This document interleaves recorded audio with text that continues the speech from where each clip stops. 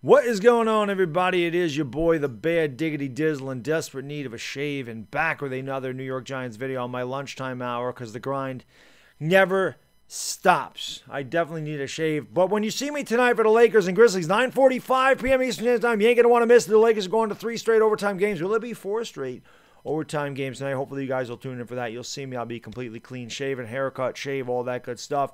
Got to get ready for tomorrow. I just want to plug that again really quick. If you're not aware, I'll be doing a 24-hour live stream starting tomorrow at 10 a.m. and I will not stop until Sunday at 10 a.m. This is the 4th time that I've done this.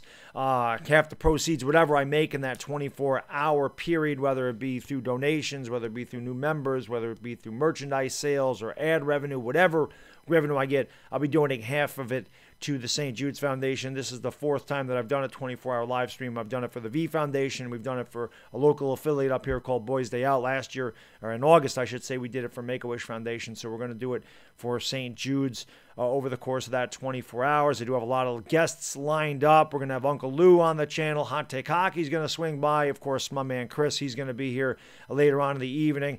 Philly 500 is going to be on his usual time a little later at night when I'm a little bit loopy, so his nonsense is even better at that time. BVD's also going to join us. Also going to have Authentic on the channel. So those are just some of the guests we're going to have lined up. And obviously, hopefully, you guys are there and we'll discuss a lot of things in 24 hours. It's always a lot of fun. It does get very draining at the end.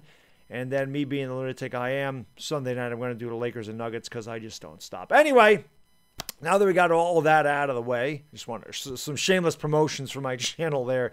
The Texans released J.J. Watt. And I haven't seen any Giants fans come out and say, hey, we need to get J.J. Watt. We need J.J. Watt. But, I'm sure there's Giants fans out there saying, hey, what about J.J. Watt? No. J.J. Watt for the New York Giants doesn't make any sense. It just doesn't. The guy's going to be 32 years old, and his best days are behind him, in my opinion. The funny thing about J.J. Watt is this. His first 5 years in the league, I believe he had 74.5 sacks his first 5 years in the league. Then he got the massive contract, and he's had 26.5 sacks since. In the last 5 years, he's had 26.5 sacks. Now, injuries have played a part of that. He had one big year in 2018 where he had 16 sacks, but you take that year out of there, he's had 10 sacks in those other 4 years out of his 5-year contract there. J.J. Watt, to me, is on the downside of his career, and honestly, J.J. Watt wanted to be released from the Texans because the Texans aren't a contender. The Texans are starting a rebuild. I mean, they're even talking about moving Deshaun Watson. Like, Deshaun Watson wants out of there. Everybody wants out of there. I don't blame him.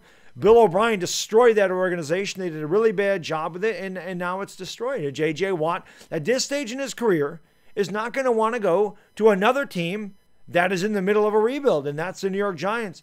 It doesn't make sense. I understand J.J. Watt is a great name. He's one of the greatest defensive ends that we've ever seen. He was unstoppable. I mean, the first 5 years of his career is one of the best performances I've ever seen. I mean, people were comparing him to Lawrence Taylor. That's how good J.J. Watt was the first 5 years of his career, and he definitely was. I mean, the defensive end that I compare him to is Reggie White. He was that dominant. J.J. Watt was amazing, but the last 5 years he hasn't been. And again, J.J. Watt's not looking to go to a team that has 6 wins. J.J. Watt's looking to go to a team that's ready to compete for a title. J.J. Watt is a piece that you add when you're ready to make that run at a Super Bowl championship. He is not a guy that you bring in when you're 6-10. J.J. Watt's not going to make a big difference here. When you're in the middle of a rebuild, you don't bring in 31-year-old. He'll be 32 when the season starts, I believe. You don't bring in, defensive ends that are in their 30s that are going to command a big price tag because he's probably still going to get between 14 and 16 million, if not more. And the Giants can't afford to bring him in here. It would make no sense.